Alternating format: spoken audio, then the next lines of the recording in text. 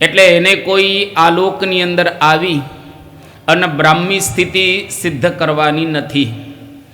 પરંતુ આપણે સાધક છીએ, મુમુક્ષુ છીએ, ભક્ત છીએ, એટલે આપણે બધાએ આલોકની અંદર આવી અને બ્રાહ્મી સ્થિતિ સિદ્ધ કરવાની છે.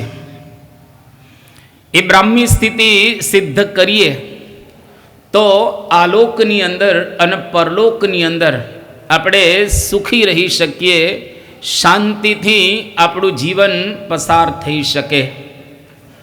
બ્રાહ્મી સ્થિતિ પ્રાપ્ત કર્યા વિના કોઈ ભક્ત કે કોઈ હરિભક્ત આલોકમાંથી વિદાય લે એ પરમ મુક્તિને પ્રાપ્ત કરી શકતો નથી. એટલે અવશ્ય દરેકે બ્રાહ્મી સ્થિતિ પ્રાપ્ત કરવાની રહે જ. તો ગઈકાલે ગીતાના બીજા અધ્યાયને આધારે પરમ પૂજ્ય સ્વામી બાપાના જીવનના પ્રસંગો દ્વારા એ કઈ રીતે વર્તી રહેલા છે એની વાતો ટૂંકમાં આપણે સાંભળી. ગીતાનો બીજો અધ્યાય અને 72મો શ્લોક, જેની અંદર છેલ્લે કૃષ્ણ ભગવાન એવું કહે છે, એષા બ્રાહ્મી સ્થિતિ પાર્થ નૈનામ પ્રાપ્ય વિમુહ્યતિ સ્થિત્વા અસ્યામ અંતકાલેપી બ્રહ્મ નિર્વાણ મૃચ્છતિ. કે હે અર્જુન, આવી બ્રાહ્મી સ્થિતિની અંદર કોઈ સ્થિર થાય તો એને અંતકાલે, જ્યારે એનો અંતકાળ આવે એ વખતે બ્રહ્મ નિર્વાણમ મૃચ્છતિ, એટલે કે બ્રહ્મ ગતિને પ્રાપ્ત કરે, એ બ્રહ્મરૂપ થાય અને હંમેશને માટે ભગવાનના ગુણગાન ગાવા માટે, ભગવાનની સેવાની અંદર એ નિયુક્ત થઈ જાય. બસ આપણો લક્ષ્ય પૂર્ણ થઈ ગયો. એટલે આપણે બધા છેલ્લા 22 દિવસથી આને સમજવાનો પ્રયત્ન કરી રહેલા છે, પ્રામાણિક પ્રયત્ન. અને પ્રયત્ન કરતાં કરતાં એ થઈ શકે. જેમ આપણે ગુજરાતીની અંદર કહેવત છે કે લખતા લહિયો નીપજે અને પઢતા પંડિત થાય. લખતા લખતા લખતા લહિયો થઈ જાય અને ભણતા ભણતા પંડિત થઈ જાય.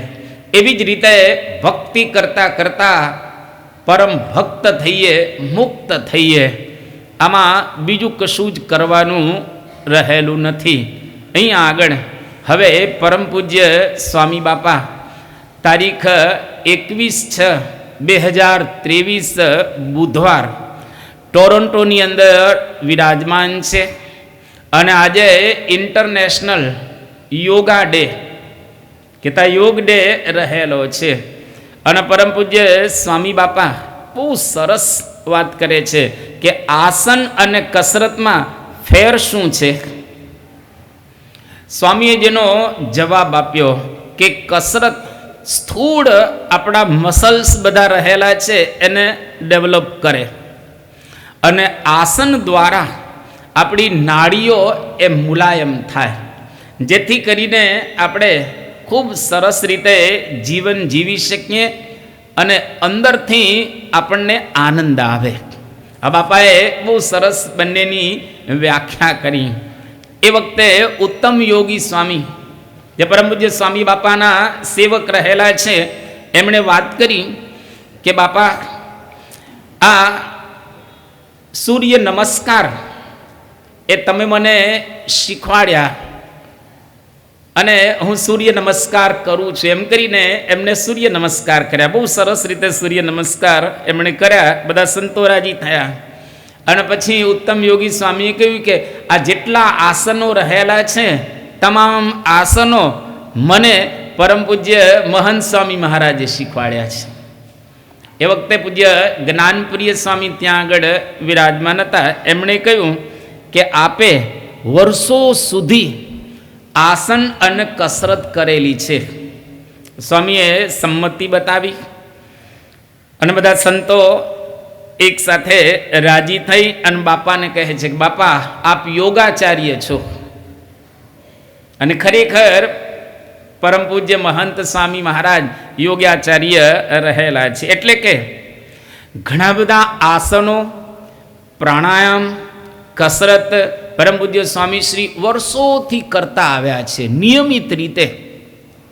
સામે ત્યાગવલ્લભ સ્વામી બેઠેલા હતા. પરમ પૂજ્ય સ્વામી શ્રીએ કહ્યું કે ત્યાગવલ્લભ સ્વામીએ કોઈ કસરત કે આસન કર્યા નથી, છતાં પણ સ્વાસ્થ્ય સારું છે. એનું કારણ સેવા, સેવા અને સેવા અને નિયમિત જીવન. રાતના 3-4 વાગ્યે ઉઠી જાય અને નિયમિત સેવા કરે છે. પછી બધા સંતોએ કહ્યું કે હા બાપા, સેવાસન સેવા કરે છે એટલે સેવાસન. ત્યાં બધી પ્રાસંગિક વાતો થઈ. પરંતુ અહીંયા આગળ પરમ પૂજ્ય સ્વામી બાપા કસરત અને આસન દ્વારા આપણને યોગ શીખવાડી રહેલા છે. આજે ઇન્ટરનેશનલ યોગ દિવસ રહેલો છે, એટલે એના સંદર્ભની અંદર આપણે વાતો કરીએ તો એવું આપણે કહી શકીએ કે યોગ 2 પ્રકારનો રહેલો છે. એક સ્થૂળ યોગ અને બીજો સૂક્ષ્મ યોગ. સ્થૂળ યોગ દ્વારા આપણું શરીર એને આપણે સ્વસ્થ રાખી શકીએ અને સૂક્ષ્મ યોગ દ્વારા આપણે આપણા મન, બુદ્ધિ, ચિત્ત અને અહંકારને સ્વસ્થ રાખી શકીએ. સૂક્ષ્મ યોગ અર્થાત જેને આપણે ભગવાનનો સંબંધ કહીએ. આમ તો યોગના 8 અંગ બતાવવામાં આવ્યા છે. યોગસ ચિત્ત વૃત્તિ નિરોધ, ત્યાંથી આ પ્રારંભ થાય છે પાતંજલ યોગ સૂત્રનો. પતંજલિએ ઘણા બધા યોગ સૂત્રો લખ્યા છે. આખું દર્શન છે યોગ દર્શન, એમાં એનો વિસ્તાર કર્યો છે. પણ નોર્મલ રીતે યમ નિયમ પ્રાણાયામ, યમ નિયમ આસન પ્રાણાયામ પ્રત્યાહાર ધારણા ધ્યાન અને સમાધિ, 8 અંગ યોગના બતાવ્યા છે. શરૂઆત યમથી થાય અને સમાધિથી એનો એન્ડ થાય. યોગનું ફળ સમાધિ થાય તે. સમાધિ એટલે સમાધાન, સમાધિ એટલે શાંતિ, સમાધિ એટલે પરમ સુખ, સમાધિ એટલે ભગવાનની અંદર જોડાવું તે. આ જુદા જુદા અર્થો બતાવવામાં આવ્યા છે યોગ સૂત્રની અંદર. ટૂંકમાં કહીએ તો 2 જરૂરિયાત છે. સ્થૂળ યોગ દ્વારા શરીરને સ્વસ્થ રાખવું, કારણ કે ઉપનિષદો બહુ સરસ કહે છે, નાયમ આત્મા બલહીનેન લભ્ય. જે લોકોની અંદર બળ ન હોય એને આત્મતત્વ, પરમાત્મ તત્વ પ્રાપ્ત કરવા મુશ્કેલ છે. એટલે શરીરને સ્વસ્થ રાખવું. શરીર માધ્યમ ખલુ ધર્મ સાધનમ, કવિ કાલિદાસ. આ શરીર છે એ ધર્મનું સાધન છે, એને બરાબર રાખવું. જેની 40 વર્ષની ઉંમર થઈ ગઈ હોય એમણે દરરોજ 45 મિનિટ શરીર માટે આપી દેવાની. કારણ 40 વર્ષની ઉંમરે માણસની 1 કલાકની ઊંઘ ઘટી જાય. એ જે ઘટેલી ઊંઘ હોય એને આ યોગામાં આસનમાં કન્વર્ટ કરવાની. આ બહુ વાસ્તવિકતા રહેલી છે. એટલે સ્થૂળ યોગ કરીએ. અને બીજો યોગ છે ભગવાનનો સંબંધ. શિક્ષાપત્રીની અંદર શ્રીજી મહારાજે 3 યોગની વાત કરી. એક તો ભક્તિ યોગ, બીજો મહારાજ અહીંયા આગળ ધર્મયોગ, અને ત્રીજો અહીંયા આગળ મહારાજ કહે છે કે ભગવાનના સંબંધનો યોગ. કહેતા એનો સંબંધ થાય તે. અને શિક્ષાપત્રીની અંદર મહારાજે યોગ શાસ્ત્ર પણ એક બતાવ્યું છે. બધાને ખ્યાલ છે યોગ શાસ્ત્ર એટલે ભાગવતનો 5મ સ્કંધ. ધર્મશાસ્ત્ર એટલે યાજ્ઞવલ્ક્ય સ્મૃતિ, અને ભક્તિ શાસ્ત્ર એટલે 10મ સ્કંધ ભાગવતનો. તો આપણે 5મ સ્કંધ એની અંદર યોગની વાતો સુંદર બતાવવામાં આવી છે. ભગવાન ઋષભદેવ પોતાના 100 પુત્રોને જ્ઞાન આપે છે. આખા સ્કંદનો સાર એટલો જ રહેલો છે કે ભગવાનની સાથે જોડાવું. હજારો જન્મોથી આપણે વિખૂટા પડી ગયા છીએ. આમ તો આપણી અંદર ભગવાન વિરાજમાન જ છે, પણ આપણે જેવો યોગ કરવો જોઈએ એવો ભગવાનનો યોગ કર્યો નથી, એટલે સંસારની અંદર ભટકી રહેલા છીએ. તો એક એવો યોગ કરવો કે સંસારનો અંત આવી જાય અને ભગવાન આપણી સાથે રહે. આ પ્રકારે ભાગવતની અંદર પુરુષોત્તમ ભગવાન પોતાના પુત્રોને સમજાવે છે, એનો આપણે વિસ્તાર કરતા નથી. પણ અહીં આગળ આપણે યોગ દ્વારા એટલું સમજીએ કે ભગવાનની અંદર બરાબર રીતે જોડાવું અને જીવનમાં કસરતે જેટલી બની શકે એટલી કરવી. જેમ દુલાભયા કાગે એક બહુ સરસ કીર્તન લખ્યું છે કે ભગવાનમાં કોઈ જોડાય ને એનો સંબંધ થાય તો આલોકે સુધરે અને પરલોકે સુધરે. કેટલો સરસ યોગ. પહેલાં તો પુરુષોત્તમને પરખો, અને આ કહે છે કે કાગ એવા બેવું લોક સુધારે પુરુષોત્તમને પારખો રે જી. કાગ એવા બેવું લોક સુધારે પુરુષોત્તમને પારખો. ભાઈ એ તો આંગણે આટા મારે સોરઠ ગુજરાત ને રે. ભાઈ એ તો આંગણે આટા મારે સોરઠ ગુજરાત ને રે. મારે આંગણે સાધુ ભાગો એ ભૂમિઓ વિદેશનો રે. આ પુરુષોત્તમને પરખો એટલે એને જાણીને એમાં જોડાવ. અને કાગ બાપુ એવું કહે છે એ તો આંગણે આંટા મારે, આપણા આંગણે જ આંટા મારે છે. સોરઠ અને ગુજરાતની આપણે કંઈ એને મેળવવાના નથી, મળી ગયા છે. આપણા આંગણામાં આંટા મારે છે. જેમ ગુણાદિતાનંદ સ્વામીએ એક સરસ વાત લખી કે કાંધનો ક્યારો કોરો ન રહેવો જોઈએ. આપણે તો કાંધમાં બેઠા છીએ, ભગવાનની નજીક બેઠેલા છીએ. આલોક અને પરલોકને સુધારે એવા પુરુષ આપણા આંગણે આંટા મારે છે, આપણી નજીક છે. એનો આપણને યોગ થયો છે, એનો સંબંધ થયો છે જે આલોક અને પરલોક બેયને સુધારી દેશે. પણ આપણે બે લોકને સુધારવા હોય તો ને, જો બે લોકને આપણે સુધારવા ન હોય તો કઈ રીતે સત્પુરુષ આપણને મદદ કરે? પહેલાં તો આપણે એમને ઓળખી અને એની અંદર બરાબર રીતે જોડાઈ જવું. અને જો એ રીતે આપણે એની અંદર જોડાઈ જઈએ તો સાચા અર્થની અંદર એનો યોગ થયો ગણાય, એનો સંબંધ થયો ગણાય. અને એ સંબંધ ફક્ત ભૂલાઈ ગયેલો આપણે યાદ કરી અને જોડી દેવાનો છે. આટલું કરીએ તો ઇન્ટરનેશનલ યોગા ડે, યોગ ડે આપણા માટે ઉજવાઈ ગયો. આપણા માટે ઇન્ટરનેશનલ યોગ ડે એટલે પરમ પૂજ્ય સ્વામી બાપાના યોગની અંદર બરાબર રહેવું, એનો સંબંધ કરવો અને બની શકે એટલી કસરત આપણાથી ટાઈમ પ્રમાણે કરીએ તો સાચા અર્થની અંદર આ દિવસ ઉજવ્યો એ સાર્થક. તારીખ 22/6/2023 ગુરુવાર, ટોરન્ટો. હવે સમીપ દર્શનની અંદર એક હરિભક્ત આમ ધ્રુસકે ને ધ્રુસકે રડતા હતા.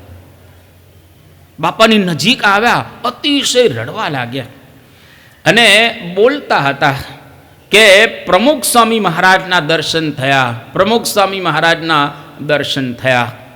એને મોગરાની માળા પહેરી છે અને પાઘ પહેરેલી છે, ચોકઠા નથી પહેર્યા. આવું બોલતા બોલતા રડતા હતા. જેવા નજીક આવ્યા એટલે સ્વામી બાપાના દર્શન એ કરે છે. હવે બીજા દિવસે સંતોને વિશેષ એની માહિતી પ્રાપ્ત થઈ તો દર્શન કરીને ગયા. એમનું નામ હતું આનંદભાઈ પટેલ અને મહેસાણાના હતા. અને અત્યારે ત્યાં આગળ ટોરન્ટોની અંદર બેમ્પ્ટન એની અંદર પોતે રહેતા હતા. બાપાના દર્શન કરવા માટે આવ્યા અને એમણે શરૂઆતની અંદર સત્સંગ કરેલો, પણ વર્ષોથી સત્સંગ વિસરાઈ ગયો હતો, છૂટી ગયો હતો. એટલે વર્ષો પછી એને સમાચાર સાંભળ્યા કે પરમ પૂજ્ય મહંત સ્વામી મહારાજ અહીંયા આગળ પધાર્યા છે, આપણે એમના દર્શન કરવા માટે જઈએ. એટલે દર્શન કરવા આવ્યા પોતે, અને આવી અને એને એકદમ પ્રમુખ સ્વામી મહારાજ યાદ આવી ગયા. એટલે પ્રમુખ સ્વામી મહારાજના જાણે દર્શન કરતા હોય એવા ભાવથી આજે મહંત સ્વામી મહારાજની નજીક પોતે આવે છે. અને ધ્રુસકે ને ધ્રુસકે રડતા હતા, કારણ કે સત્સંગી હતા, પણ સત્સંગ છૂટી ગયો હતો એને. પણ આજે એને મહંત સ્વામી મહારાજની જગ્યાએ પરમ પૂજ્ય પ્રમુખ સ્વામી મહારાજના દર્શન થયા. અને આમ ભાગ પહેરેલી હતી એવા દર્શન થયા. અને બાપાના મુખમાં ચોકઠા નહોતા એવા દર્શન થયા. અને ગળાની અંદર માળા પહેરેલી હતી એવા પણ એને એ દર્શન થયા. એકદમ પોતે હર્ષાશ્રુ સાથે ત્યાં બાપાના દર્શન કરે છે. બધા સંતોને એમણે વાત કરી કે ખરેખર આજે મને એવો અનુભવ થયો કે પ્રમુખ સ્વામી મહારાજ ગયા નથી, પરંતુ આજે મહંત સ્વામી મહારાજ દ્વારા આ સત્સંગની અંદર પોતે પ્રગટ રહેલા છે. પ્રમુખજીમાં આજે મહંતજી પ્રગટ છે. હવે આપણે એટલું યાદ રાખવું કે આપણી જે ગુણાતીત ગુરુ પરંપરા રહેલી છે એ ગુણાતીત પરંપરા હંમેશને માટે પ્રગટ રહેશે જ.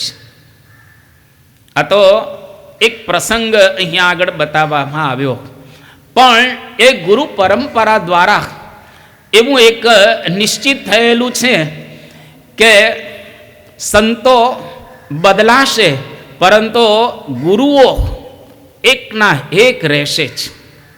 આપણે શ્લોકની અંદર સાંભળીએ છીએ કે અમર વારસો, આ વારસો કેવો છે? અમર છે. આ કોઈ દિવસ જશે નહીં, પૂરો નહીં થાય આ વારસો. અને દરરોજ આપણે ગાઈએ છીએ, ઘણા ગાતા હોય છે કે અમર વારસો ગુણાતીતનો સતત ચાલતો શ્રી હરિતણો. અમર વારસો ગુણાતીતનો સતત ચાલતો શ્રી હરિતણો.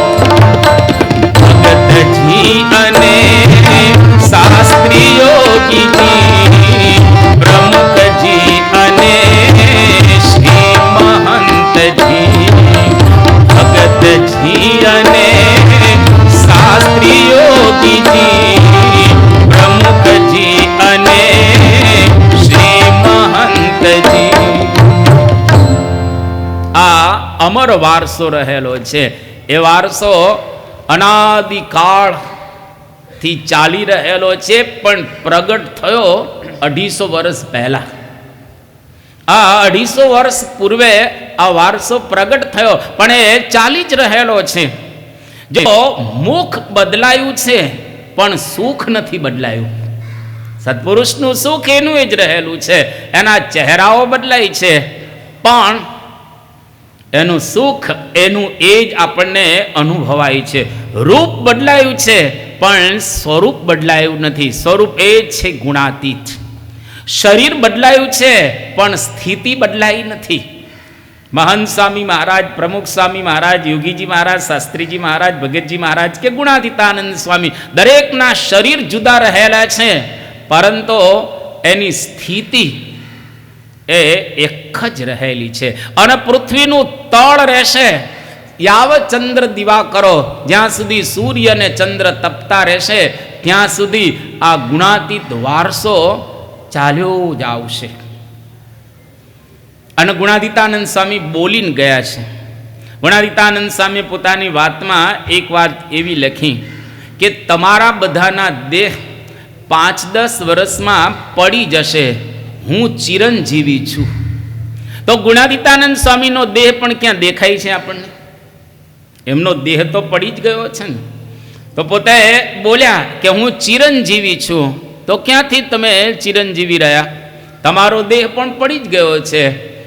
પણ ગુણાતીતાનંદ સ્વામી એટલે કે ગુણાતીત સત્પુરુષ ચિરંજીવી છે. એટલે ગુણાતીત વારસો હાલ્યો જ આવે છે અને એ ચાલ્યો જ આવશે. આ આપણા સ્વામિનારાયણ સંપ્રદાયની કહીએ, બીએપીએ સંસ્થાની કહીએ કે પૃથ્વીની કહીએ, આ વિશેષતા રહેલી છે. આજે સ્વામિનારાયણ સંપ્રદાયની અંદર ભગવાન સ્વામિનારાયણ કોઈ પુરુષ દ્વારા જો વિચરણ કરતા હોય તો એ પરમ પૂજ્ય મહંત સ્વામી મહારાજ રહેલા છે. અને ગુણાતીતા વારસો છે. એને દેહ ધારણ કરવો અને દેહ છોડવો એની લીલા છે. લીલા કરે છે, દેહ ધારણ કરે. આપણી જેવું નથી કે કર્મવશ આપણે દેહને ધારણ કરીએ અને પછી છોડીએ. એ કર્મવશ દેહ ધારણ કરતા નથી. એ તો ભગવાનની ઈચ્છાથી, સ્વયંની ઈચ્છાથી પોતે દેહ ધારણ કરે અને છોડે. જ્યાં જ્યાં ભગવાન સ્વામિનારાયણ પ્રગટ થાય ત્યાં ત્યાં ગુણાતીતને સાથે લેતા જાય. પ્રથમનું 71મું વચનામૃત. કેમ સાથે લેતા જાય છે? કારણ કે પોતાનું સ્વરૂપ ઓળખાવવા માટે. ભગવાનને ઓળખવા બહુ જ અઘરા રહેલા છે. કારણ કે ગમે ત્યારે ગમે તે ચરિત્ર કરે, કંઈ નક્કી ન હોય ભગવાનનું. અને એવા ચરિત્રની અંદર આપણે મોહિત થઈ જઈએ, આપણને મોહ ઉત્પન્ન થાય, બરાબર રીતે આપણે એને સમજી ન શકીએ. એટલે ગુણાતીત સત્પુરુષ ભગવાનના સ્વરૂપને ઓળખાવે જેમ છે તેમ, અને આપણે એને બરાબર રીતે ઓળખી શકીએ. જો ગુણાતીતાનંદ સ્વામી ન આવ્યા હોત તો શ્રીજી મહારાજની જેમ છે તેમ ઓળખાણ લોકોને ન થાત. અને ગુણાતીતાનંદ સ્વામીએ મહારાજની ઓળખાણ બરાબર બધાને કરાવી. અને આલોકની અંદર અદ્ભુત સત્સંગ ગુણાતીતાનંદ સ્વામીએ કરાવ્યો. અને આપણે ત્યાં વિશેષતા કે ગુણાતીત જ્યારે દેહ છોડે, દેહ મૂકે, ત્યારે એના પછીના જે વારસદાર હોય એની ઓળખાણ કરાવીને જ દેહ મૂકે. વચ્ચે ગમે ત્યારે જતા રહે એવું નહીં. એ વ્યવસ્થિત ઓળખાણ કરાવતા જ જાય. ગુણાતીતાનંદ સ્વામીથી માંડી અને આજે મહંત સ્વામી મહારાજ સુધી આપણે જાણીએ છીએ, એટલે એનો કંઈ વિસ્તાર આપણે કરતા નથી. એકબીજાની ઓળખાણ કરાવીને જ જાય. આજે ઘણા એવા ધર્મ કે સંપ્રદાયો રહેલા છે જેની અંદર ગુરુઓ બહુ સારા છે, પવિત્ર રહેલા છે. પણ આપણા સંપ્રદાયની આ વિશેષતા રહેલી છે કે આપણે ત્યાં ગુરુઓ બીજા ગુરુની ઓળખાણ કરાવતા જાય. ગમે ત્યારે એમને ધામમાં જતા હોતા નથી. વ્યવસ્થિત રીતે કાં બોલીને ઓળખાણ કરાવે અને કાં લખીને ઓળખાણ કરાવે. પરમ પૂજ્ય પ્રમુખ સ્વામી મહારાજ જ્યારે છેલ્લી અવસ્થા એમની હતી એ વખતે આપણને બધાને ખ્યાલ છે કે બાપા જે પ્રકારે બોલવું જોઈએ સ્પષ્ટતાની સાથે એવું બોલી નહોતા શકતા. એ પણ એમની લીલા જ હતી. એ લીલા એને અંગીકાર કરેલી હતી. એટલે લોકોને એવું થતું હતું કે શું થશે હવે, આના પછીના વારસદાર એને કઈ રીતે નિયુક્ત કરશે. લોકોને ક્યાં ખ્યાલ હતો કે પરમ પૂજ્ય પ્રમુખ સ્વામી મહારાજે તો 2012ની સાલમાં અમદાવાદની અંદર કાગળ લખી અને પોતાના વારસદારની નિયુક્તિ કરી દીધેલી હતી.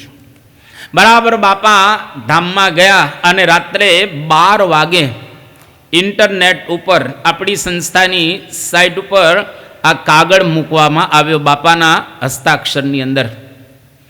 અને દુનિયા ચોંકી ગઈ કે આપણે વિચાર કરતા હતા કે પ્રમુખ સ્વામી મહારાજ પછી કોણ અને કઈ રીતની વ્યવસ્થા.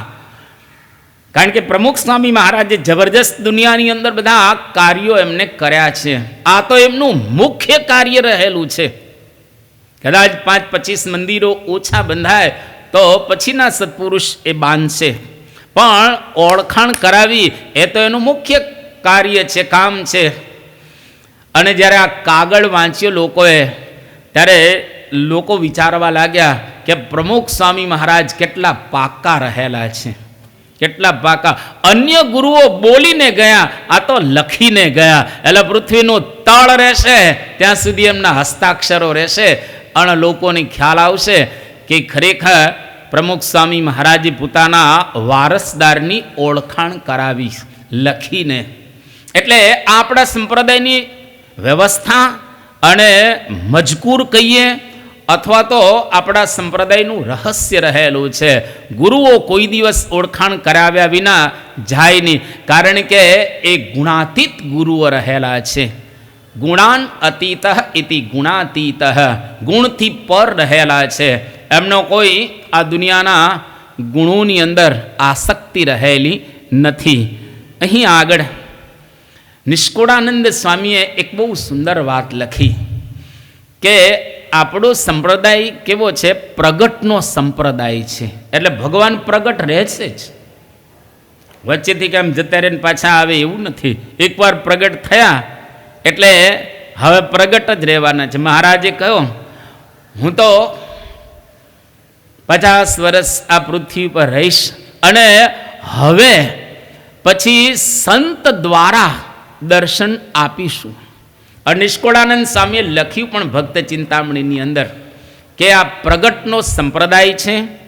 મેં તમને એક વખત અનુરોધ કરેલો હતો કે ભક્ત ચિંતામણી અને નિષ્કુળાનંદ કાવ્ય બરાબર બે વાંચી લેવા, કારણ કે એવા અદ્ભુત બધી વાતો કરવામાં આવેલી છે. નિષ્કુળાનંદ સ્વામી લખે છે, પ્રગટ વાતો પ્રગટ વર્તમાન રે, પ્રગટ ભક્ત પ્રગટ ભગવાન રે, પ્રગટ વાતો પ્રગટ વર્તમાન રે, પ્રગટ ભક્ત પ્રગટ ભગવાન રે, નથી ઉઠારાની એકે વાત રે, જે જોઈએ તે છે સાક્ષાત રે, નથી ઉઠારાની એકે વાત રે, જે જોઈએ તે છે સાક્ષાત રે, જેમ સાગર કરવા નાવ રે, વિના બીજો ન ઉપાય રે, માટે કેવા પ્રગટ ચરિત્ર રે, તે વિના ન થાય પવિત્ર રે. કે પ્રગટ વાતો અને પ્રગટ વર્તમાન, પ્રગટ ભક્ત અને પ્રગટ ભગવાન, બધું જ પ્રગટ અહીંયા આગળ રહેલું છે. ઉધારાની બિલકુલ વાતો નથી. જેમ કોઈને સાગર તરવો હોય તો નાવ વિના તરી શકાય? ખાબોચિયું તરી શકાય, નદી તરી શકાય, નાનું સરોવર તરી શકાય, તળાવ તરી શકાય, પણ મહાસાગરને કઈ રીતે તરી શકાય? અહીંયા આગળથી તમારે તાપી નદી તરવી હોય તો સામે કિનારે પહોંચી શકો, પણ દરિયા માર્ગે મોમ્બાસા જવું હોય તો, સાગર તરવો હોય તો નાવની જરૂર પડે. એમ ભવસાગર તરવો હોય તો પ્રગટ રૂપી નાવની જરૂર પડે. માટે કહેવા પ્રગટના ચરિત્ર રે. આપણે આ 22 દિવસથી કેમ ચરિત્ર કહીએ છીએ? 22 દિવસથી આપણે સાંભળીએ છીએ એટલા માટે કે આપણે ભવસાગર તરવું છે, ભવસાગરને સામે કિનારે જવું છે. તદ વિષ્ણુ પરમમ પદમ ઉપનિષદ, સામા કિનારે આપણે જવું છે અને કિનારે જવા માટે આ પ્રગટના ચરિત્ર રહેલા છે. એ રૂપી નાવની અંદર આપણે બેસી જઈએ, રમતા રમતા આપણે સામે કિનારે પહોંચી જઈએ. જાતે બળ કરીએ તો કશું જ ન વળે, પણ નાવમાં બેસી જઈએ તો અત્યારે તો કેવી ટાઇટેનિક તો ગઈ, એના જેવી, એનાથી પણ અત્યારે તો સારી સારી ક્રૂઝ કે નાવ આવી ગયેલી છે 2022ની સાલમાં, જ્યાં આગળ ટાઇટેનિક બનેલી હતી એ ટાઉનની અમે અંદર ગયા હતા. અને તમે જુઓ તો આપણને આશ્ચર્ય થઈ જાય કે આ લોકોએ કેવી નાવ બનાવેલી હતી. ટાઇટેનિક માટે 2 શબ્દ કહેવાતા હતા, અનસિંકેબલ એન્ડ અનબ્રેકેબલ. એ ડૂબે નહીં અને તૂટે નહીં, પણ છતાંય ફર્સ્ટ એન્ડ લાસ્ટ સફરમાં જ ગઈ. પહેલી સફર અને ડૂબી ગઈ. અનસિંકેબલ, અનબ્રેકેબલ, તૂટીએ ગઈ, ડૂબીએ ગઈ. નાવ, પણ નાવમાં આપણે બેસીએ તો ભવસાગરના સામે કિનારે કહેતા સાગરને સામે કિનારે આપણે પહોંચી શકીએ. એમ અહીંયા આગળ તમે જો આ સાગરમાંથી ભલભલા તરી નથી શક્યા. મોટા મોટા સૌભરી, એકલ શૃંગ બધા વિષયોની અંદર આસક્ત થઈ ગયા. નિષ્કોળાનસે આખું લિસ્ટ લખ્યું, એની અંદર મોટું લિસ્ટ લખ્યું છે. એક કડીથી આગળ વધીએ. સૌ ભરીને વળી એકલ શૃંગરે, એને સંગે જાગો છે આનંગ રે. કામ જાગે ત્યાં ક્રોધ જ હોય રે, ક્રોધ મોહ જાણવો સોય રે. મોટા મોટા ઋષિઓ, મુનિઓ, સાધુઓ, સંન્યાસીઓ બધા જ સાગરની અંદર તરતા તરતા ઘણા ડૂબી ગયા. કારણ કે પ્રગટ રૂપી નાવ એને મળેલી ન હતી. અને જેને પ્રગટ રૂપી નાવ મળી ગઈ હોય એની અંદર બેસી જાય, ખાતા પીતા લહેર કરતા. હવે તો નાવની અંદર પણ સ્વિમિંગ પુલ થઈ ગયા છે, રમવાનું પણ અંદર થઈ ગયું છે. રમતા રમતા, ખાતા ખાતા, હસતા હસતા, આનંદ કરતા કરતા સામા કિનારે પ્રેમથી પહોંચી જઈએ. અત્યારે પ્રગટ નાવ પરમ પૂજ્ય મહંત સ્વામી મહારાજ આપણને મળ્યા છે, એની અંદર બેસી ગયા. આપણને એ સામા કિનારે મૂકી દેશે. વિશ્વાસ, ખેવટિયા સે મિલે રહેના, કુછ લેના ન દેના, મગન રહેના. આનંદમાં રહેવો એ ચોક્કસ આપણને પહોંચાડશે, એમાં બિલકુલ શંકા રહેલી નથી. તો અહીંયા આગળ આજે પરમ પૂજ્ય સ્વામી બાપા એના દર્શન કરવા માટે હરિભક્ત આવ્યા. એને પ્રમુખ સ્વામી મહારાજની અંદર, મહંત સ્વામી મહારાજમાં પ્રમુખ સ્વામી મહારાજના એને દર્શન થયા. અને એના દ્વારા આપણને બતાવ્યું કે સત્પુરુષ આ પૃથ્વી ઉપર પ્રગટ રહે છે, એ જતા નથી. તારીખ 25/6/2023 રવિવાર, ટોરન્ટો. આજે બ્રહ્મનયન સ્વામી જે બાપાના પત્રની સેવા કરી રહેલા છે, એમણે એક ચમત્કારિક અનુભૂતિ જણાવી કે બાપા, આપણા સિકંદરાબાદના એક ભાવેશભાઈ ભાટિયા હરિભક્ત અહીંયા આગળ આવ્યા હતા. એમના માતુશ્રીને પેનક્રિયાઝ એની અંદર તકલીફ હતી. એનો રિપોર્ટ કઢાવવામાં આવ્યો અને ડૉક્ટરોએ બધાએ એવું નિદાન કર્યું કે એની અંદર કેન્સર છે. ડૉક્ટરોને એવું લાગ્યું. આ 6/5/2023નો પ્રસંગ. સોનોગ્રાફી કરાવી વગેરે વગેરે બધા રિપોર્ટ્સ કરાવ્યા, એમાં આવું નિદાન આવ્યું. હવે એની અંદર બન્યું એવું કે પછી આપની પાસે આશીર્વાદ લેવા માટે આ ભાવેશભાઈ એ પોતે આવ્યા અને કહ્યું કે માતાજી, મારા એમને આ સ્વામી તકલીફ છે, તો આપ આશીર્વાદ આપો. એટલે બાપાએ આશીર્વાદ આપ્યા, ધૂન કરી. સ્વામીએ કહ્યું કે સારું થઈ જશે, કોઈ વાંધો નહીં આવે. આ 6ઠી તારીખે નિદાન થયું, રિપોર્ટ્સ બધા આવ્યા અને 15 તારીખે પુનઃ બધા રિપોર્ટ છે એ લેવામાં આવ્યા. અને 15 તારીખે જ્યારે રિપોર્ટ્સ બધા કઢાવ્યા ત્યારે ખ્યાલ આવ્યો કે પેનક્રિયાઝ એની અંદર જે કેન્સરની શંકા હતી, નિદાન થયું હતું, એ બધું જ ગાયબ થઈ ગયું. અને રિપોર્ટ એકદમ નોર્મલ આવ્યા બધા. અને ખુશ થઈ ગયા કે બાપાના આશીર્વાદથી એમની કૃપાથી, એમની કરુણાથી, દયાથી બધું જ વ્યવસ્થિત થઈ ગયું. એટલે રોગ એમનો ગયો અને સ્વસ્થ એમના માતુશ્રી થયા. સત્પુરુષના આશીર્વાદ દ્વારા એને રોગમાંથી મુક્તિ પ્રાપ્ત થઈ. દુનિયામાં બે પ્રકારના રોગ રહેલા છે. એક તો આ શરીરની અંદર આવે એ રોગ, અને બીજો મોટામાં મોટો રોગ શંકરાચાર્ય એને પૂછવામાં આવેલું કે કો દીર્ઘ રોગ, મોટામાં મોટો રોગ કયો રહેલો છે? તો કે ભવરોગ એવ ચ, એટલે કે ભવરોગ છે એ મોટામાં મોટો રોગ રહેલો છે. રોગમાંથી મુક્તિ મેળવવા માટે આપણે સત્પુરુષની પાસે આવીએ છીએ. શરીરના રોગો પણ દૂર કરી શકે, અને અન્ય જે આપણને રોગો લાગેલા છે, જન્મ અને મરણ, લખ 84, ગર્ભવાસ, એમાંથી પણ સત્પુરુષ આપણને ઉગારતા હોય છે. આમ તો એક બહુ સરસ વાત કરવામાં આવી કે વ્યક્તિ અથવા તો કોઈ પણ સંસ્થા એનું આરોગ્ય,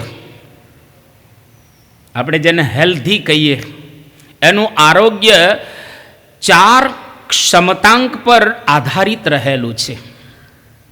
કોઈ પણ માણસ સ્વસ્થ હોય એના 4 ક્ષમતાંક બતાવવામાં આવેલા છે. અત્યારનું રિસર્ચ, અત્યારનું સાયન્સ એ પણ વાત કરે છે. પહેલી વાત કરવામાં આવી ફિઝિકલ કોશન્ટ, એટલે કે શારીરિક ક્ષમતાંક, માણસ શરીરથી સ્વસ્થ હોવો જોઈએ. બીજો ઇન્ટેલિજન્સ કોશન્ટ, એટલે કે બૌદ્ધિક રીતે પણ એ સ્વસ્થ હોવો જોઈએ, બૌદ્ધિક ક્ષમતાંક. અને ત્રીજી વાત કરે છે ઇમોશનલ કોશન્ટ, એટલે ભાવનાત્મક ક્ષમતાંક. અને ચોથો સ્પિરિચ્યુઅલ કોશન્ટ, એટલે કે આધ્યાત્મિક ક્ષમતાંક. એને ટૂંકમાં કેવું હોય તો આપણે એવું કહી શકીએ કે PQ, IQ, EQ and SQ, આ 4 બરાબર હોય તો એ માણસને સ્વસ્થ કહેવાનું. અને અત્યારે WHO, વર્લ્ડ હેલ્થ ઓર્ગેનાઇઝેશન, આ સંસ્થા છે, અને દુનિયાના 123 દેશની અંદર કાર્યરત આ સંસ્થા છે. અને એ સંસ્થા દર વર્ષે $800 મિલિયન, ઇન્ટરનેશનલ કરન્સી અથવા તો અમેરિકન કરન્સી, તો $800 મિલિયન દુનિયાના લોકોનું સ્વાસ્થ્ય સારું રહે એના માટે વાપરે છે. છતાં પણ WHO એનો રિપોર્ટ એવો છે કે દુનિયા દિવસે દિવસે સ્વાસ્થ્ય ગુમાવી રહેલી છે. હોસ્પિટલ્સ વધે છે, ડૉક્ટર્સ વધી રહેલા છે. સમાજમાં હોસ્પિટલ અને ડૉક્ટર વધે એનો મતલબ એવો થયો સમાજ સ્વસ્થ નથી. સ્કૂલ, કોલેજ કે યુનિવર્સિટી વધે એનો મતલબ એવો થયો કે સમાજ વિદ્યાવાન રહેલો છે. સ્વસ્થ સમાજની અંદર હોસ્પિટલો ઘટવી જોઈએ, ડૉક્ટરો ઘટવા જોઈએ, વધવા ન જોઈએ. હા, WHO એનો રિપોર્ટ છે, અને એને એક સર્વાંગી સ્વાસ્થ્યની વ્યાખ્યા કરી છે. આપણે એકદમ બધી રીતે સ્વસ્થ હોઈએ, આ WHOની વ્યાખ્યા છે, બરાબર સાંભળજો. Holistic health is A state of vibrant wellbeing, physically, mentally, spiritually, emotionally. આ લોકોની ડેફિનેશન રહેલી છે. એની અંદર એવું કહે છે કે સર્વાંગી સ્વાસ્થ્ય એટલે શારીરિક, માનસિક, આધ્યાત્મિક અને ભાવનાત્મક રીતે જે સંપૂર્ણ હોય એ જ ખરેખર સંપૂર્ણ સ્વસ્થ વ્યક્તિ રહેલો છે. ઘણી વખત શરીરથી માણસ સ્વસ્થ હોય પણ મનથી માંદો હોય. આપણે ઘણા જોયા છે, શરીર એકદમ હટ્ટું કટ્ટું હોય, હટ્ટો પણ હોય, પણ મનથી માંદો હોય. એટલે શરીરની સાથે સાથે મન પણ અગત્યનું રહેલું છે. મન આપણું શુદ્ધ થાય, મન પવિત્ર થાય, મન સશક્ત થાય, અને મન ભગવાનના વિચારોથી ભરપૂર થાય, ત્યારે સમજી લો મનથી સ્વસ્થ રહેલો છે. અને અત્યારનો મેડિકલ સાયન્સ એવું કહે છે કે 90% જે બધા ડિસીઝ રહેલા છે એ મનમાંથી આવે છે. જો મન તમારું સ્વસ્થ હશે તો શરીર સ્વસ્થ થશે જ, એમાં કોઈ શંકાને સ્થાન રહેલું નથી. પણ મનમાં ગડબડ હશે તો શરીરની અંદર પણ ગડબડ ઉત્પન્ન થશે જ. એટલે પરમ પૂજ્ય મહંત સ્વામી મહારાજ આપણને કેવળ આશીર્વાદ આપે અને આપણે સ્વસ્થ બનીએ એવું રહેલું નથી. પૂજ્ય સંતો પધારે જ, આપણે તાલીઓથી એમનું સ્વાગત કરીએ.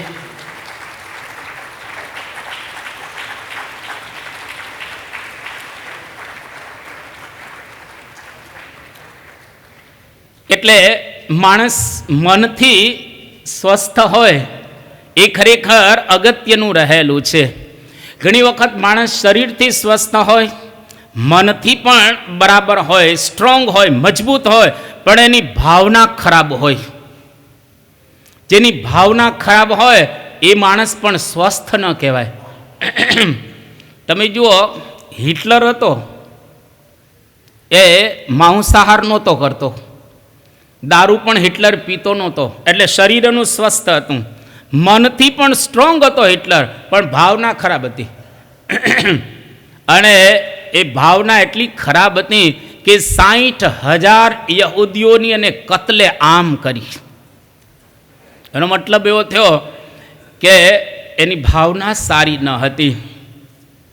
એ પોતે ક્રિશ્ચિયન હતો, યહૂદી હતો, પોતે યહૂદી આમ કહીએ તો એના ધર્મમાં તો કહેવામાં આવ્યું છે કે thou shalt not kill, તમારો કોઈને મારવા ન જોઈએ. જેમાં આપણા મહાભારતમાં કહ્યું અહિંસા પરમો ધર્મ, અહિંસા પ્રથમો ધર્મ. પણ છતાંય આટલા બધાને મારી નાખ્યા એને, ભાવના બરાબર ન હતી. એટલે માણસ શરીરથી સ્વસ્થ હોય, મનથી સ્વસ્થ હોય, ભાવનાય સારી હોય, પણ આધ્યાત્મિકતા ન હોય તો પણ સ્વસ્થ માનવ ન કહેવાય. આધ્યાત્મિકતા એટલે શું? આધ્યાત્મિકતા એટલે આત્મા અને પરમાત્મા એ બંને જ રહે. જેમ મહારાજે અંત્યનું 39મું છેલ્લું એની અંદર વાત કરી, આત્મા અને પરમાત્માનો વેગ લાગે. આ જે વેગ છે એને કહેવાય આધ્યાત્મિકતા. આપણે પરમાત્માની અંદર પૂર્ણ જોડાઈને રહીએ અને બરાબર વ્યવસ્થિત રીતે આપણો આત્મા એની અંદર સંલગ્ન થાય. હજારો જન્મોથી આપણે ફરી રહેલા છે. પ્રથમનું 23મું વચનામૃત, 21મું વચનામૃત વગેરે વચનામૃતોની અંદર વાત કરવામાં આવી છે કે આ જીવ જેટલું સમુદ્રની અંદર પાણી છે એટલું માતાનું ધાવણ ધાવેલો છે, છતાંય હજુ અંત આવ્યો નથી. ક્યારે અંત આવશે એ આપણી ઉપર નિર્ભર રહેલું છે. તો ચારે ચાર રીતે માણસ સ્વસ્થ હોય એને સર્વાંગી સ્વસ્થ માણસ કહેવામાં આવે. શરીરે બરાબર હોય, મને વ્યવસ્થિત હોય, ભાવના પણ બરાબર હોય. જેમ યોગી બાપા જેવી ભગવાન સૌનું ભલું કરો આ ભાવના, અને આધ્યાત્મિક રીતે પણ એ ભગવાનની અંદર જોડાયેલો હોય એને કહેવાય સ્વસ્થ માનવ, સર્વાંગી માનવ. આ WHO એનો રિપોર્ટ પણ આ જ પ્રકારની વાત કરે છે. એટલે અહીં આગળ પરમ પૂજ્ય મહંત સ્વામી મહારાજે આ હરિભક્તના માતુશ્રીને આશીર્વાદ આપ્યા કે સારું થઈ જશે. શરીરના રોગ તો એના મટી ગયા, અને સત્સંગની અંદર જોડાવાથી એના બીજા પણ રોગો ધીરે ધીરે જશે. બહુ જીવનમાં આપણને એક અગત્યનું જો કહીએ તો અહીં આગળ આવ્યા એ અગત્યનું છે. રાઈટ જગ્યાએ આવી ગયા, રાઈટ ટાઈમે આવ્યા, અને બરાબર રીતે જેમ ગુણાતીતાનંદ સ્વામી કહો કે વરસાદનું પડવું અને દેડકાનું નીકળવું. આપણો જન્મ થયો અને એવા સત્પુરુષ અને ભગવાન પ્રગટ થયા અને આપણને એમનો જોગ થઈ ગયો. જેમ ઘનશ્યામ કવિએ એક બહુ સરસ વાત લખી કે સોંપી છે તમને જીવનની નાવડી, ખોડે લઈ લેજો ઝાલીને બાવડી, આશા પૂરી કરજો આજ, યોગીરાજ મૂકો આ બોલડા, કે આ નાવ તમારા આશરે હવે અમે છોડી દીધી છે. હવે તમે જેમ કરશો અને કહેશો એ પ્રમાણે અમે કરીશું. બસ સત્પુરુષની આજ્ઞામાં હવે આખું આપણે ઓગાળવાનું છે. કોઈ દિવસ ન મળે એવી વસ્તુ આપણને પ્રેમથી મળેલી છે અને ભાગ્યથી મળેલી છે, કૃપાથી મળી છે.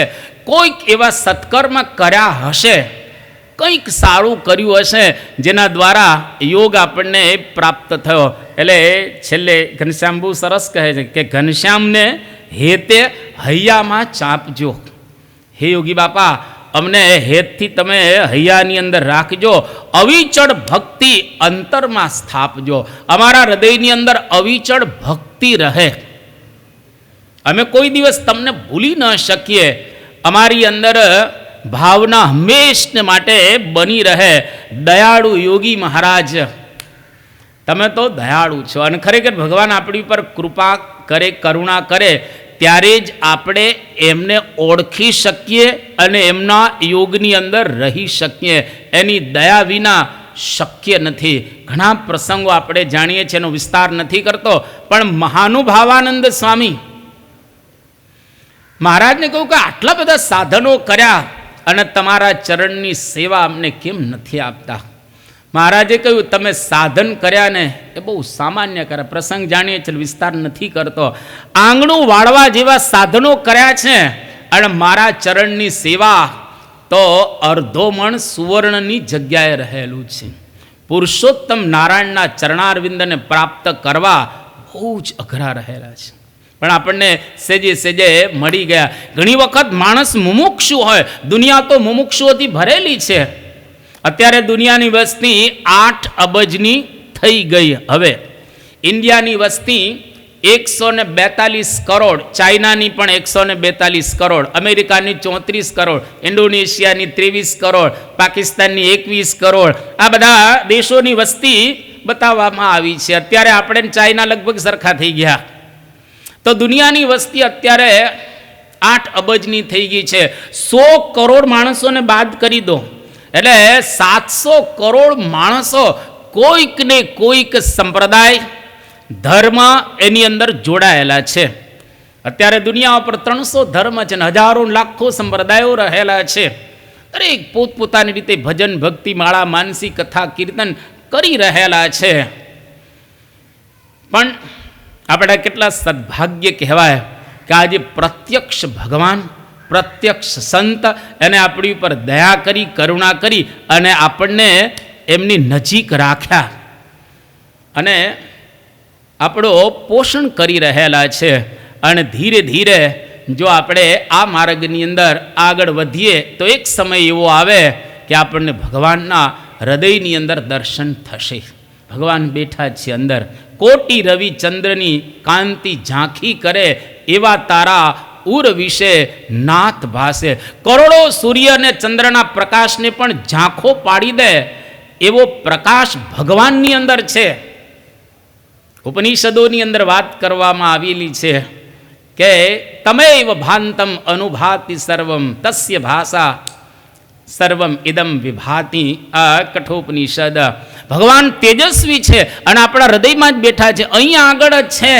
પણ એને પ્રાપ્ત કરવા માટે આપણે જેમ એક વખત વાત કરેલી હતી, અંદરનો અગ્નિ એને પ્રગટ કરવો હોય તો બહારના અગ્નિની જરૂર પડે. એમ અંદર રહેલા ભગવાનને પ્રગટ કરવા માટે બહાર ભગવાન પરમ પૂજ્ય મહંત સ્વામી મહારાજ દ્વારા વિચરણ કરે છે. એટલે એમના દ્વારા અંદરના જે મહારાજ છે જાગી જશે. અંદર ભગવાનના જ્યારે દર્શન થયા, સમજી લેવું કાર્યક્રમ બધો પૂરો થઈ ગયો. મધ્યનું 8મું વચનામૃત જેની અંદર મહારાજ એવું કહે છે, પોતાનું સ્વરૂપ જે બ્રહ્મ એના વિશે પરબ્રહ્મ પુરુષોત્તમ નારાયણ દેખાય, અનુભવાય વાત નથી કરતા. લોયાના 7મા અનુભવની વાત કરી છે. દેખાય ત્યારે જ્ઞાન યજ્ઞનો અવધિ આવી ગયો. હવે કોઈ જ્ઞાન તમારે પ્રાપ્ત કરવાનું રહ્યું જ નહીં અને હવે સમજવાનું પણ રહ્યું નહીં. તો છેલ્લા 22 દિવસથી આપણે આ સમજી રહેલા છીએ અને તમને ધન્યવાદ આપવા ઘટે કે 22 દિવસથી તમે આટલી સંખ્યાની અંદર આવી રહેલા છો, દોડતા દોડતા આવો છો, અને દોડતા દોડતા અત્યારે આ સિઝનની અંદર એમાં સવારે 8 થી 9 આવવું જરા અઘરું રહેલું છે, પણ બધા પ્રેમથી હેતથી અહીંયા આગળ એ 22 દિવસ સુધી આપણે લાભ લીધો. આજે આપણે પારાયણની પૂર્ણાહુતિ નથી કરતા, આપણે પારાયણની શરૂઆત કરીએ છીએ. જે કંઈ સાંભળેલું છે એને જીવનની અંદર ઉતારવાનો પ્રારંભ કરીએ, વર્તીએ જ છીએ, પણ વિશેષ વર્તવાનું આપણને બળ પ્રાપ્ત થાય, વિશેષ વર્તવાનો કંઈક સંકલ્પ કરીએ અને વિશેષ આપણે વર્તી શકીએ એવું આપણા ઘરની અંદર, જીવનમાં, આજુબાજુ એવું એક વાતાવરણ ઊભું કરીએ કે જેના દ્વારા આપણું ડેસ્ટિનેશન કહેતા ભગવાન ત્યાં આગળ આપણે બરાબર રીતે પહોંચી શકીએ અને મુક્ત અવસ્થાને પ્રાપ્ત કરી શકીએ. નિષ્કુળાનંદ સ્વામી 41 વર્ષ સુધી ગૃહસ્થાશ્રમમાં રહ્યા અને 41 વર્ષ ત્યાગાશ્રમની અંદર રહ્યા. 82 વર્ષે નિષ્કુળાનંદ સ્વામી ધામમાં ગયા, પણ ધામની અંદર જતા જતા નિષ્કુળાનંદ સ્વામી એવું કહેતા ગયા કે જે કારણ આ નર્તન ધર્યા, જે કારણ આ નર્તન ધર્યા વે સરિયા હે કાજ, નિષ્કુળાનંદ કહે પ્રગટ મિલે મોહે ટળિયા નામ રૂઠા.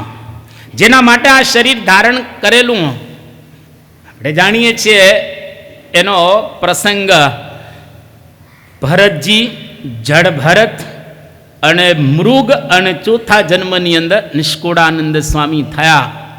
અમેરે જડ ભરત જોગિયા, ઈચ્છું નહીં વૈભોગજી. હવે વૈભોગ ઈચ્છવા નથી, અને જેના માટે આવ્યા હતા એ કામ પૂરું થઈ ગયું. હવે કેમ? નિષ્કુળાનંદ કહે પ્રગટ મિલે. સ્વામિનારાયણ ભગવાન એને પ્રગટ મળ્યા હતા. પ્રગટ મિલે મોહે ટળિયા નામરું ઠામ, મારું નામે ટળી ગયું. ઠામ એટલે ઠેકાણું જતો રહ્યો. કૂળ તજીને નિષ્કુળ થયા, જેનું કૂળ અવિનાશજી. મારું કૂળ હવે જતું રહ્યું. હવે આપણું કૂળ કયું? બ્રહ્મ કૂળ. હવે બ્રહ્મ હમારી જાત, આપણી જાત પણ બ્રહ્મ, કૂળ પણ બ્રહ્મ, અને આપણે પણ બ્રહ્મરૂપ નિષ્કુળાનંદ સ્વામી જેવા થવાનું છે. એટલે આવી ગયા છે. એટલે યોગી બાપા, પ્રમુખ સ્વામી મહારાજ અને મહંત સ્વામી મહારાજને પ્રાર્થના કરીએ કે આવ્યા હો યોગી મહારાજ, આવ્યા હો યોગી મહારાજ, પાછા અમે નહીં જઈએ. બિલકુલ સંપ્રદાયને છોડવાનો નહીં. દુઃખ આવે કે સુખ આવે, કોઈ દિવસ ક્યારેય અહીંયા આગળથી જવું નહીં. કે આવ્યા હો યોગી મહારાજ, પાછા અમે નહીં જઈએ. પૂરી કરજો મનડાની આશરે, ખાલી હાથે નહીં જઈએ. કંઈક ભરીને જઈએ, કંઈક લઈને જઈએ, કંઈક મેળવીને જઈએ, કંઈક પ્રાપ્ત કરીને જઈએ, કંઈક પૂર્ણતા જીવનની અંદર આવે એવું કાર્ય કરી અને આ લોકમાંથી જ્યારે આપણી વિદાય લઈને જશું તો હસતા રમતા રમતા, ખાતા પીતા, નિષ્કુળાનંદ સ્વામી અને ગુણાતીતાનંદ સ્વામીના શબ્દોમાં કહેવું હોય તો એટલે એટલું કહી શકીએ કે અત્યારે લીલા લહેર છે. દૂધ સાકરને ચોખા ખાતા ખાતા, એ જમાનામાં જ્યાં ચોખાની અંદર દૂધ ભેળવીને ખાંડ નાખવામાં આવતી કે સાકર સારું ભોજન ગણાતું. અત્યારે દુનિયા બદલાઈ ગઈ, વી આર મોડર્ન, અત્યારે મોડર્ન થઈ ગયા આપણે.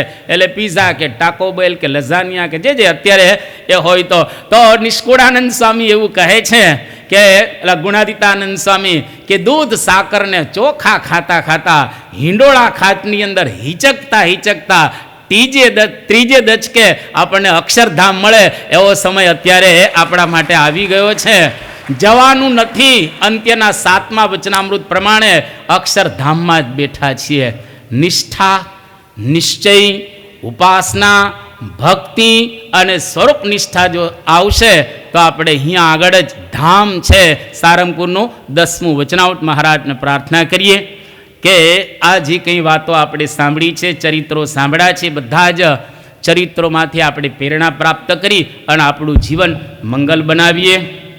આજે પૂજ્ય સંતો અહીંયા આગળ આપણને દર્શનદાન આપવા માટે, અને આજે આપણે જાણીએ છીએ પ્રમાણે છેલ્લા 22 દિવસથી બધા જ હરિભક્તો જુદા જુદા પ્રકારે સેવા કરી રહેલા છે. ત્રણ જ સેવા આપણે રાખી છે: પ્રસાદની સેવા, પારાયણની સેવા અને ધોતિયાની સેવા. તો ઘણા બધા હરિભક્તોએ ધોતિયાની સેવા કરેલી છે. એટલે આજે જેટલા પુરુષ હરિભક્તો અહીંયા આગળ વિદ્યમાન છે, તમામને પૂજ્ય સંતોને ધોતિયા ઓઢાડવાનો અવસર પ્રાપ્ત થશે. એટલે જે રીતની અહીંયા આગળથી વ્યવસ્થા થાય એ પ્રમાણે આપણે વ્યવસ્થાને અનુસરીશું. અને અહીંયા આગળ આજે આપણે પારાયણની પૂર્ણાહુતિ કરીએ છીએ અને પારાયણ આજે મૂકીએ છીએ, પૂરી કરીએ છીએ. બધા 22 દિવસ સુધી કોઈ ઊભા નથી થયા. આપણે દરરોજ એવું કીધેલું હતું કે હું 9માં 1 મિનિટની વાર હશે ત્યારે છોડી દઈશ. અત્યારે 9માં 1 મિનિટની વાર છે, હું છોડી રહ્યો છું આ પારાયણ. અને બરાબર તમે મેદાન છોડશો એટલે 5 મિનિટમાં તમે મેદાન છોડી દેશો. અને એ રીતે આપણે 22 દિવસ સુધી બરાબર રીતે સાચવ્યું છે. આજે પૂર્ણાહુતિનો દિવસ છે એટલે સ્વાભાવિક રીતે થોડું ઘણું 5, 10, 15 મિનિટ મોડું થાય તો શાંતિ રાખજો.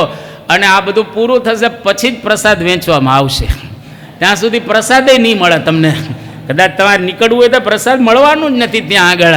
એટલે જ્યારે બધું પૂરું થાય ત્યારે જ પ્રસાદનો પ્રારંભ થવાનો છે.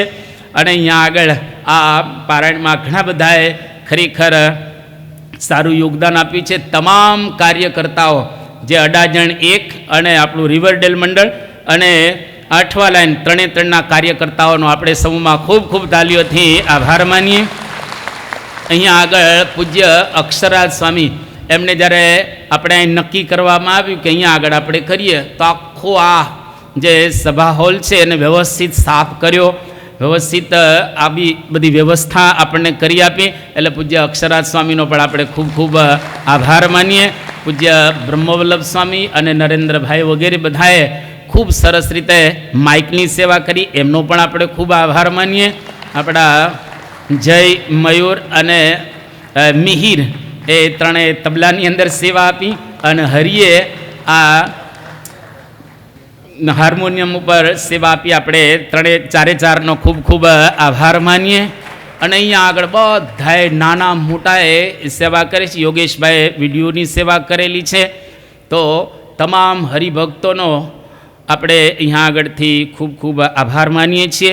2 મિનિટ ધૂન બોલાશે અને ત્યાર પછી આગળના કાર્યક્રમની અંદર આપણે જોડાશું. સ્વામી નારાયણ નારાયણ નારાયણ, સ્વામી નારાયણ નારાયણ નારાયણ, સ્વામી નારાયણ નારાયણ નારાયણ, સ્વામી નારાયણ નારાયણ નારાયણ, સ્વામી નારાયણ સ્વામી નારાયણ, સ્વામી નારાયણ સ્વામી નારાયણ, સ્વામી નારાયણ સ્વામી નારાયણ, સ્વામી નારાયણ સ્વામી નારાયણ, સ્વામી નારાયણ નારાયણ નારાયણ, સ્વામી નારાયણ નારાયણ નારાયણ, સ્વામી નારાયણ નારાયણ નારાયણ, સ્વામી નારાયણ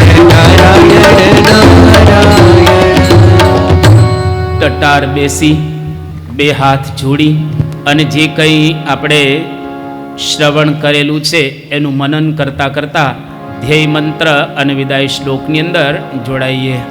ગુણાતીતં ગુરું પ્રાપ્ય બ્રહ્મરૂપં નિજાત્મનઃ વિભાવ્ય દાસભાવેન સ્વામિનારાયણં ભજે. શ્રીહરિં સાક્ષરં सर्वदेवेश्वरं भक्तिधर्मात्मजं दिव्यरूपम्